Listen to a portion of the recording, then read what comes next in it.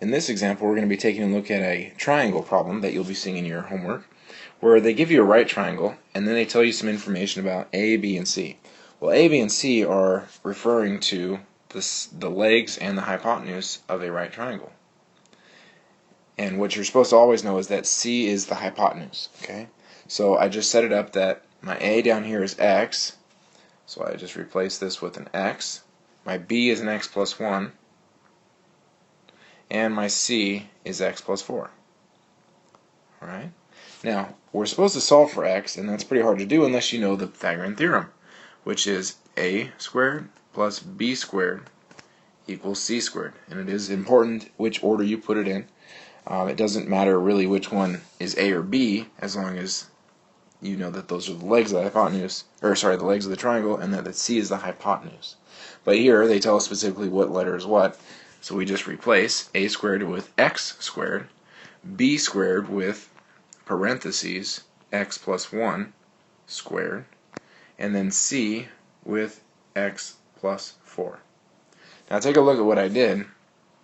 The b is squared, so that's why I put parentheses, so that my x plus 1, which is getting replaced with b, gets squared in parentheses, and the x plus 4, which replaced the c, gets squared in parentheses. I didn't write the square, but I did now.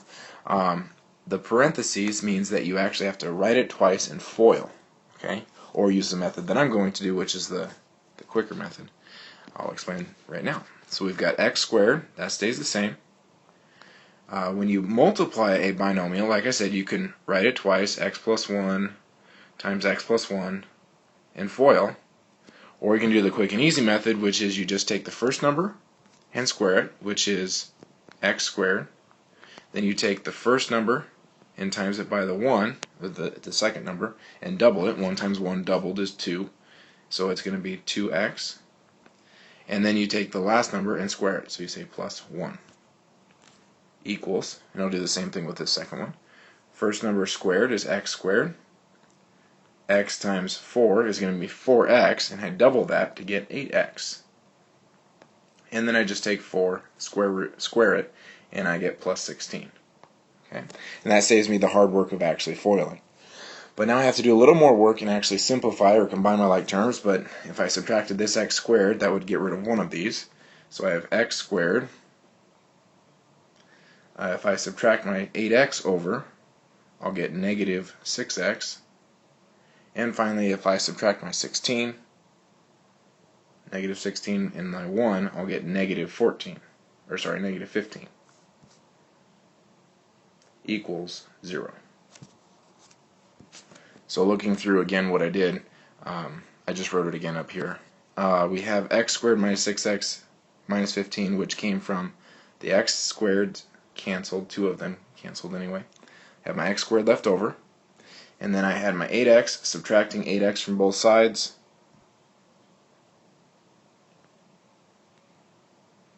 Gave me the negative 6x, and then when I subtract my 16, that's where I got my negative 15. Okay, so now that we worked through that, what you're looking at here is a quadratic equation that you're going to solve. So all that works so far, simplifying through this whole process, is just to get here where we can actually work to solve for x. Now hopefully it'll work using a magic x to make our life quick and easy with this problem, but if it doesn't, we have to use quadratic formula. So we're going to go ahead and set it up and see if it factors. So 1 times negative 15 will give me negative 15, and then negative 6 on the bottom. And then I try to work through my factors of 15 that hopefully add to be 6. But the only factors of 15 are 15 and 1, or 3 and 5. And those don't add to be negative 6. So because of that, I actually have to work through and use the quadratic formula. So let's set that up. It'll be negative 6 plus or minus the square root of 36 minus 4 times my a is 1 times my c is negative 15. All over 2 times my a is 1. Okay, so I get to change my signs, and then I work out 36 minus 4 times negative 15, which should give me positive 60. So 36 minus 60 here, or sorry, plus 60. because it's negative 4 times negative 15, so positive 60. So I add those together. So I got 6 plus or minus the square root of 96 all over 2. Now I need to take my 96 and work my hockey stick, reducing here, factoring. So 96, and then I want to divide that by 2. Should end up with 48. Divide that by 2, should get 24. Divide by 2 again, I get 12. Divide by 2, I get 6. And then if you divide 2 again, I get 2 and 3, so I don't really need to do that part. It doesn't factor any further. And why I'm doing that is I have 2 groups of 2, I won't get another 2. So it's really just I get to pull out 2 2's, so a 2 for that group and a 2 for this one.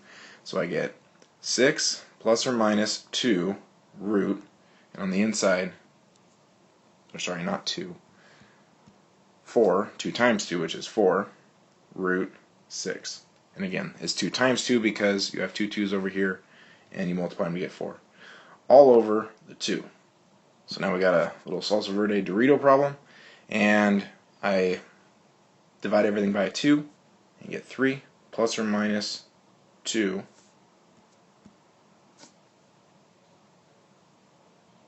root 6. And it's over 1, but we can just leave it like this. So that is the value for x for this particular right triangle. Now if it asks you to actually figure out what these values are, what a is and what b is and what c is, what you actually have to do is take your calculator, figure out what the decimal is for that, and then for each one of these you would have a, for this one you'd have to add 1, and this one you'd have to add 4. But I think it just asks you to solve for x. I'm sorry, it does actually want you to find each side length, so let's actually find each side length here. Okay, so we know that a is going to be actually what this value is here, the 3 plus 2 root of 6, so we actually need to just, it actually says round to the nearest tenth, so let's go ahead and figure out what that is. And I get 7.89 on my calculator, and so we want to round it to the nearest tenth, so we'll actually make that 7.9.